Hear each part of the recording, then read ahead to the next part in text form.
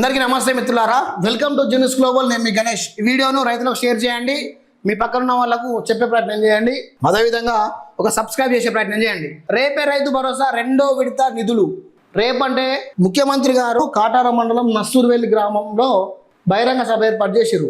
అక్కడ రెండో విడత నిధులను రిలీజ్ చేస్తారు. అదేవిధంగా ఫస్ట్ ముఖ్యమంత్రి గారు ఏం చేశారంటే మాదేపూర్ మండలంలో ఉన్న మేడిగడ్డకు పోయి దాన్ని సందర్శించి అదే మండలంలో ఉన్న కాళేశ్వరం దేవస్థానానికి పోయి ఆడ దైవ దర్శనం చేసుకొని వాళ్ళ నేరుగా కాటార మండలంలో ఉన్న నస్తూర్పల్లి గ్రామానికి వచ్చి ఆ బహిరంగ సభలో ఈ రెండో విడత రైతు భరోసా నిధులు రిలీజ్ చేస్తారు.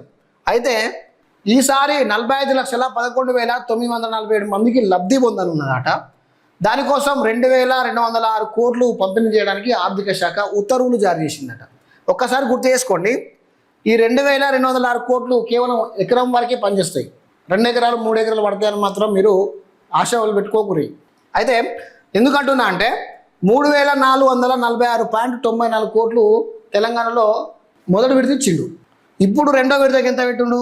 2,206 కోట్లు పెట్టిండు. ఇంకో 1000 కోట్లు అందులో తరుగుదల అయింది.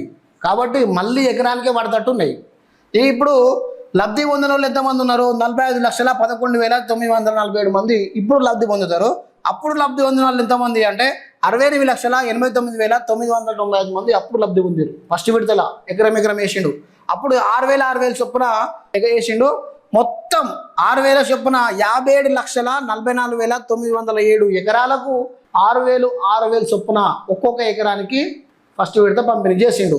ఇప్పుడు కూడా నేనేమంటున్నా అంటే 2,206 కోట్లు ఎకరం వరకే పడతాయి అని ఆలోచిస్తున్నా. ఎందుకంటే 4-5 ఎకరాలు పడాలి అంటే అమౌంట్ కావాలి. ఇక్కడ రిలీజ్ చేసిందే 2,206 కోట్లు. ఫస్ట్ విడతకేమో 3,446.94 కోట్లు, ఇంకా 1000 కోట్లు తగ్గించిర్రు అంటే మళ్ళీ ఎకరానికే పడుతుంది.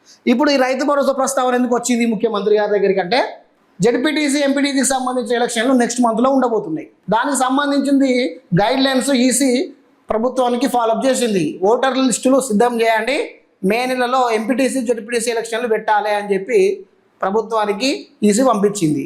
ఇప్పుడు రైతు భరోసా కనుక వేస్తే అప్పటి వరకు ప్రభుత్వం మీద రైతు భరోసా వేసిర్రు అని చెప్పి ఎంపీటీసీ జెడ్పీటీసీ ఎలక్షన్లలో దీన్ని అడ్డం పెట్టుకొని ఓట్లు వేసుకోవచ్చు. అట్లా అనమాట వీళ్ళ స్ట్రాటజీ ఆ విధంగా ఉంటుంది.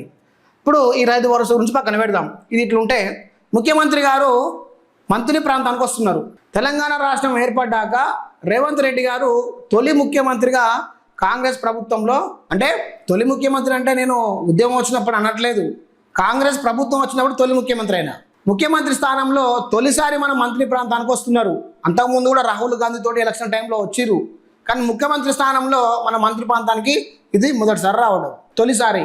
అయితే చాలామంది ప్రజలు మాట్లాడుకొస్తున్న మాట ఏంటిది అంటే మంత్రికి వస్తున్నాడు కాబట్టి ముఖ్యమంత్రి గారు మన మంత్రి ప్రాంతానికి ఏమన్నా నిధులు రిలీజ్ చేసే ఛాన్స్ కనబడుతున్నాయా అని చెప్పి అనుకుంటున్నారు. అదేవిధంగా కొన్ని అభివృద్ధి కార్యక్రమాలు ఏమన్నా చేస్తాడా, ప్రజలను ఉద్దేశించి మాట్లాడతాడా, సంక్షేమ పథకాలు ఏమన్నా మాట్లాడతాడా, ఇదంతా దీని మీద ప్రజలు ఆలోచిస్తూ ఉన్నారు. మంత్రికి ఏదన్నా యువతకు ఏదైనా ఇండస్ట్రీలో ఇతర ఏదైనా యువతకు ఎంప్లాయ్మెంట్ కల్పించడానికి ఏదైనా సంక్షేమ పథకం ఇట్లా ఏమన్నా పెడతారా, మంత్రి ప్రాంతానికి వరాల జల్లు ఏమన్నా కురిపిస్తారా, మంత్రి ప్రాంతానికి నిధులు సమీకరణ చేసి మంత్రి ప్రాంతానికి అభివృద్ధికి తోడ్పడతారా అనే దాని మీద పెద్ద క్వశ్చన్ మార్క్. గుర్రం కడుపుల గుడ్డు అన్నట్టు ఒకటి ఉంటుంది చూసినావా, అది గుర్రం కడుపుల గుడ్డ పిండమా ఏంటో తెలియదు. అది ఇంత తప్ప మనకు పిండమా గుడ్డ తెలిసేది. అంతే ముఖ్యమంత్రి గారు వస్తున్నారు కాబట్టి ఆయన మాట్లాడేంత వరకు మనకు నిధులు వస్తాయా, అభివృద్ధి కార్యక్రమాలు అవుతాయా అనే దాని మీద స్పష్టత లేదు. మొత్తానికైతే మంత్రులు ప్రజలారా మీరు ఆశలు పెట్టుకోకండి, ఏం లేదు, బోడగుండు గల్లపెట్టలు అయిపోయినాయి మొత్తం. ఇక అక్కడ బహిరంగ సభ ఏర్పాటు చేస్తున్నారు. దానికోసం 3 కోట్లు 4 కోట్లు వెచ్చిస్తున్నారు. టెంట్లు, కుర్చీలు, స్టేజీలు, ఎంత కథ ఉంటుంది. ఇక బహిరంగ సభ అంటే ముఖ్యమంత్రి స్థాయి ఒక వస్తున్నాడు అంటే ఆ మాత్రం ఉండకపోతే ఎట్లుంటుంది. మ్యాక్సిమం 1,00,000-2 లక్షల మందిని రావాలి అని చెప్పి చూస్తున్నారట. మరి ఆ బహిరంగ సభ ఎట్లా సక్సెస్ఫుల్ అవుతుంది, ఏ విధంగా ఉంటుంది అని చెప్పి చూద్దాం. మేము కూడా లైవ్ పెడతాం. ఇంకోటి ఏంటంటే చాలామంది అక్కడ భూములకు సంబంధించిన వాళ్ళు గొడవలు పెడుతున్నారు. వీళ్ళందరూ అక్కడ ఉన్న పోలీస్ అధికారులు, రెవెన్యూ అధికారులు, కలెక్టర్లు వీళ్ళందరూ పోయి బహిరంగ సభకు ఒక 3-4 ఎకరాల స్థలాన్ని చూసి దాన్ని సాఫ్ చేస్తున్నారు. అందులో కొంతమంది పట్టా భూముల వాళ్ళ పొలాలకు సంబంధించిన ఘట్టాలు ఎక్కడెక్కడ పోయినాయట. పొలాలలో పోయిన వాళ్ళు అక్కడ లొల్లి పెడుతున్నారు. ఇంకోటి ఏంటంటే వాళ్ళు సేకరించిన భూమి కింద కొంతమంది పొలాలు వేసుకుంటే దాంట్లోకి మట్టి గడ్డలు దొబ్బుతున్నారట. దొబ్బడం వల్ల అది మళ్ళా తీయడానికి మాకు చాలా ఖర్చు అవుతుంది, 10-15 వేలు ఖర్చు వస్తుంది.